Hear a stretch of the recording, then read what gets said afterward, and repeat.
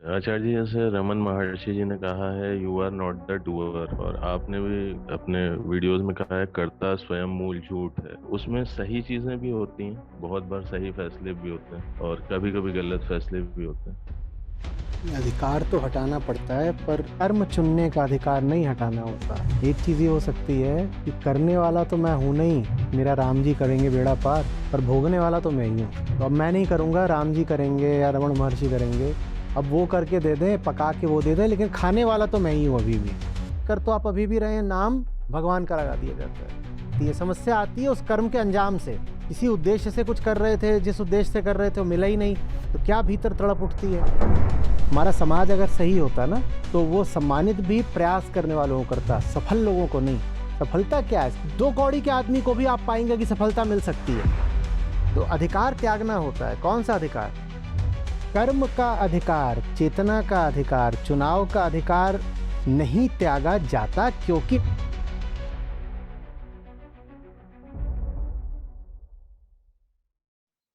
हाँ, चरण स्पर्श आचार्य जी। आचार्य जी, जैसे रमन महर्षि जी ने कहा है, you are not the doer. और आपने भी कुछ वीडियोस में अपने वीडियोस में कहा है, कर्ता स्वयं मूल झूठ है।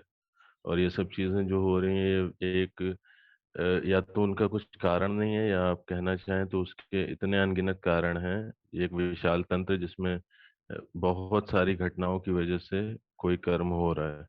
और ओशो जी ने भी अपने एक वीडियो में कहा है कि जो चीजें होती हैं वो स्वतः होती हैं। और आप चाहिए तो इसके लिए अपना जीवन की पुरानी घटनाओं को देख सकते हैं। और इसके लिए उन्होंने अपने एक उदाहरण भी दिया है कि उन्होंने अपने प्रोफेसर के घर पे रह के पढ़ाई करी, और फिर उन्होंने कहा था अगर मुझे फर्स्ट आना है तो मैं आ जाऊंगा। इस तरह का उन्होंने एक उदाहरण दिया, और फिर वो चीज़ वो आ गए, उन्होंने टॉप किया है, ऐसा करके है। और मैं अपने केस में ये चीज़ बोलना चाहूंगा कि जैसे चुनाव को लेके आपने कहा, तो अभी मैं अष्टावक्र गीता का एक ऑडियो सुन रहा था 3-4 दिन पहले। उसमें आत्मा को अकर्ता बताया गया। और तो अपने केस में मेरा ऐसा था कि जैसे चुनाव करने का अधिकार, जैसे आपने कहा, तो अंदर से जैसे जब सही चुनाव होता है तब तो बेहतर महसूस होता है। लेकिन वैसे एक घर्षण सा रहता है, जैसे अब आप चाह रहे हैं कि गलत चीज ना हो, और हो गई, मान लीजिए कोई ऐसा हो गया, किसी दिन कोई गलती हो गई, या कुछ ऐसा हुआ जो चीजें बताई गई हैं सही काम के तौर पे, वो चीज नहीं हो पाई। तो एक अंदर से उलझन सी रहती है कि ये चीज होनी चाहिए थी, ये चीज नहीं हुई। तो रमन महर्षि जी का एक और वीडियो में ऑडियो सुन रहा था, उसमें उन्होंने कहा कि जैसे अब आप के अंदर काम है, क्रोध है, ये सब चीजें हैं। तो मेरे केस में ये था कि अ, मैं अपने स्तर से चुनाव के तल पे सही चीजें करना चाहता था, लेकिन उतने बेहतर फैसले नहीं ले पा रहा था बहुत। और घर्षण की वजह अंदर एक तरह का ये रहता था कि ये करो, होता वो था, ये चीज करो, लेकिन उसके विपरीत होगी। हो सकता है शायद मेरी इच्छा कुछ अंदर भीतरी तल पे कुछ और रहती हो। तो फिर मैंने अभी इस तरह का कि घर्षण की वजह से मैंने ये कहा, अब रमन महर्षि जी को सुन के, कि मेरे से तो अब नहीं हो पा रहा है। अब अगर मेरे को नहीं पता कि आत्मा के बारे में कुछ कहना भी नहीं चाहता, आपने भी बहुत सारा मना किया है कि आत्मा का नाम लेना भी एक तरीके से। तो वो घर्षण खत्म करने की वजह से मैंने ये किया कि अब सही करो तो भी आप करो, गलत करो तो भी आप करो। मैंने अपना चुनाव का अधिकार अपने आप से हटा लिया है, क्योंकि अंदर बहुत सारी उलझन रहती थी। लेकिन अब मेरे को ये समझ नहीं आ रहा है। अब उसमें सही चीजें भी होती हैं, बहुत बार सही फैसले भी होते हैं, और कभी कभी गलत फैसले भी होते हैं। बाकी चीजें कम हुई हैं, गुस्सा वगैरह कम हुआ है, सब कुछ कम हुआ है, वो तो आपको जब से सुन रहा हूँ। लेकिन ये जो मैंने चुनाव का अधिकार अ, ये परेशानी की वजह से अपने ऊपर से हटाया है, ये भागना है या क्या है, मेरे को मतलब समझ नहीं आ रहा। ये अधिकार तो हटाना पड़ता है, पर कर्म चुनने का अधिकार नहीं हटाना होता। कर्मफल भोगने का अधिकार हटाना होता है। एक चीज ये हो सकती है कि करने वाला तो मैं हूं नहीं, मेरा राम जी करेंगे बेड़ा पार, पर भोगने वाला तो मैं ही हूं। तो अब मैं नहीं करूंगा, राम जी करेंगे या रमण महर्षि करेंगे। अब वो करके दे दें, पका के वो दे दें, लेकिन खाने वाला तो मैं ही हूं अभी भी। ये तो बड़ी मजेदार बात हो गई कि पहले कम से कम ये कहते थे कि पकाने वाला भी मैं हूँ, खाने वाला भी मैं हूँ, करता भी हूँ, भोगता भी हूँ। अब आध्यात्मिक हो गए तो कह रहे हैं नहीं, पकाएगा कोई और, खाऊंगा मैं। कर्म का अधिकार, चेतना का अधिकार, चुनाव का अधिकार नहीं त्यागा जाता, क्योंकि नहीं त्यागा जा सकता। जिस क्षण तक आप जीवित हो एक मनुष्य की तरह, आप कैसे अपनी चेतना का स्वभाव त्याग दोगे? चेतना का काम है चुनना। हाँ, जो चीज आप त्याग सकते हो, निश्चित रूप से आप अधिकार त्यागिए। वो झूठा अधिकार है, वो अधिकार भी नहीं है, वो लिप्सा है, वो लालच है, कामना है कि मैं तो भोगूंगा। इतनी बार तो गीता का सबसे प्रसिद्ध श्लोक है, आप लोग कहते ही रहते हैं, क्या? कर्मण्येव अधिकारस्ते मा फलेषु कदाचन। तो उन्होंने बताया है ना किस चीज पर आपका अधिकार नहीं है और किस पर है। किस पर आपका अधिकार है? कर्मण्येव, कर्म पर ही अधिकार है। और किस पर नहीं है वो भी उन्होंने बता दिया, किस पर नहीं है? फल पर कतई नहीं है, मां फलेषु कदाचन। तो फल छोड़ना होता है, कर्म नहीं छोड़ सकते।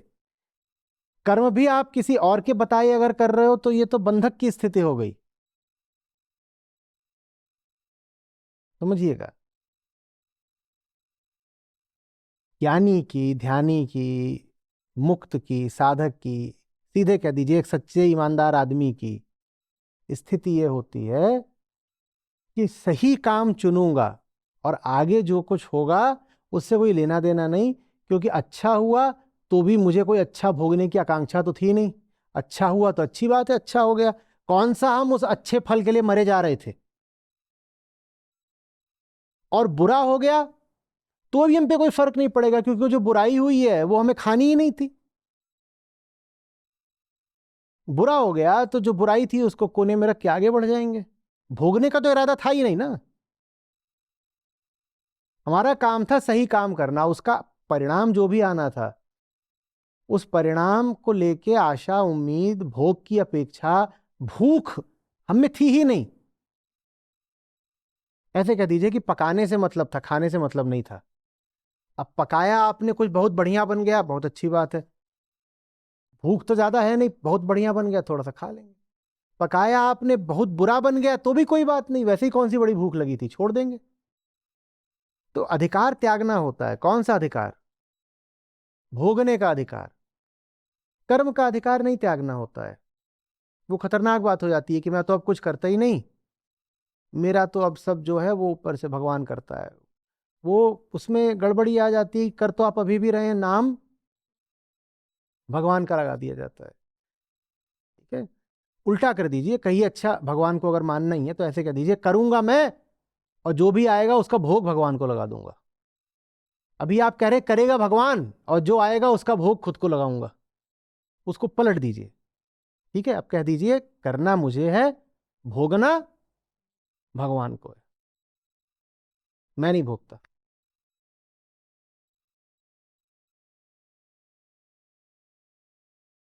आपको जो गुस्सा आता था, जो सारी परेशानी होती थी, वो कर्म से नहीं होती थी, वो कर्म फल के लालच से होती थी।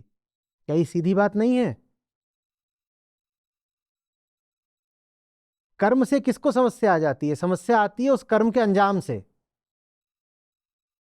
किसी उद्देश्य से कुछ कर रहे थे, जिस उद्देश्य से कर रहे थे वो मिला ही नहीं, तो क्या भीतर तड़प उठती है? हम्म? अंजाम को छोड़ा जाता है, काम को नहीं। काम तो बिल्कुल दिलोजान से करिए, टूट कर करिए। अंजाम आ गया जो भी आ गया ठीक है, देख लेंगे, उसमें से कुछ सीखने लायक होगा तो सीख लेंगे। उसको खाने की उम्मीद लेके तो हम कभी चले ही नहीं थे। तो बहुत कुछ बिगड़ भी गया तो हमारा क्या चला गया?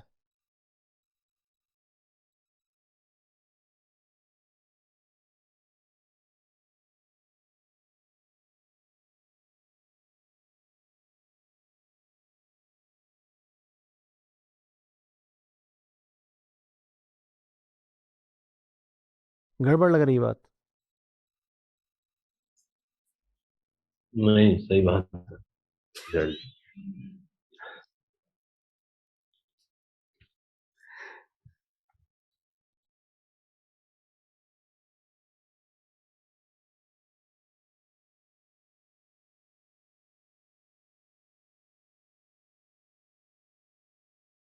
हम कभी कहते हैं ना, कोई काम बड़ा मुश्किल है। काम मुश्किल नहीं होता, कोई काम मुश्किल नहीं होता, क्योंकि आप पर किसी ने जिम्मेदारी डाली ही नहीं है काम को सफलता पूर्वक करके दिखाने की। मुश्किल होती है असफलता की आशंका। जब आप कहते हो ना ये काम तो बड़ा मुश्किल है, आपके ऊपर तो दायित्व तो बस प्रयास का था। प्रयास कैसे मुश्किल हो सकता है? किसी चीज का प्रयास मुश्किल हो सकता है क्या? जब आप कहते हो बड़ा मुश्किल काम सामने आ गया, तो काम नहीं मुश्किल होता है। मुश्किल होता है इस आशंका को स्वीकार करना कि उसमें सफलता नहीं मिलेगी। आप पर सफलता की कोई जिम्मेदारी नहीं है। आपकी जिम्मेदारी है सही काम का अधिकतम प्रयास करना, बस खत्म। इतनी है गीता। सही काम चुनो, अधिकतम प्रयास करो। अंजाम की जिम्मेदारी आपकी नहीं है। अंजाम की जिम्मेदारी आदमी तभी लेता है जब उसे अंजाम को भोगना होता है। कोई काम मुश्किल नहीं होता। प्रयास कैसे मुश्किल हो सकता है? काम करके नहीं दिखाना होता। कहते हैं ना, जा करके काम नहीं करके दिखाना होता। क्या करके दिखाना होता है? प्रयास करके दिखाना होता है। हाँ, काम करके कोई दिखाने का कोई कैसे वादा कर सकता है? काम होगा नहीं होगा हमें क्या पता। काम तो सारे प्रकृति के क्षेत्र में आते हैं, और वहां क्या चलता है? संयोग चलता है। तो कोई काम पूरा होगा कि नहीं होगा, खाना बनते बनते जल नहीं जाएगा, इन सब की कोई गारंटी नहीं होती। हम्म? तो काम नहीं करके दिखाना है, प्रयास करके दिखाना है। कुल उतनी हमारी जिम्मेदारी है बस। उससे अधिक जो जिम्मेदारी लेता है वो अनधिकृत क्षेत्र में चेष्टा कर रहा है। वो प्रकृति की रैंडमनेस को व्यवस्थित करने का प्रयास कर रहा है। प्रकृति ने तय कर रखा है कि उसे कैसे चलना है, रैंडमली चलना है। कि गति यादृच्छिक कही गई है, रैंडम। और आप आए हो कहने की नहीं, मैं यहां पे कार्य कारण लगा दूंगा, कॉज इफेक्ट लगा दूंगा। प्रकृति नहीं चलती भाई कॉज इफेक्ट पर। आप कहते हो कॉज क्या है? मेरा पुरुषार्थ। मैं इतनी मेहनत करूंगा, इतनी मेहनत करूंगा, ये कॉज है। और इफेक्ट क्या होगा? कि प्रकृति से मैं मनचाहा परिणाम निकाल लूंगा। हम यही तो कहते हैं ना। ये जो कॉज इफेक्ट का खेल है, ये प्रकृति में ऐसे नहीं चलता कि आप कॉज बने और वहां पर इफेक्ट निकाल दें। ऐसे नहीं हो पाता। आप अधिक से अधिक ये कर सकते हो कि कॉज परिपूर्ण रहे, इफेक्ट पर आपका कोई हक नहीं है। प्रयास पूरा रहे बस। और प्रयास पूरा रहा है तो आपको फिर पूरा अधिकार है सर उठाकर जीने का। वही जीवन की गरिमा है। मैंने पूरा प्रयास करा। हमारा समाज अगर सही होता ना, तो वो सम्मानित भी प्रयास करने वालों को करता, सफल लोगों को नहीं। सफलता क्या है? सफलता तो संयोग होती है। एकदम दो कौड़ी के आदमी को भी आप पाएंगे कि सफलता मिल सकती है। सफलता में क्या रखा है? महत्व तो प्रयास का होता है, सफलता का नहीं।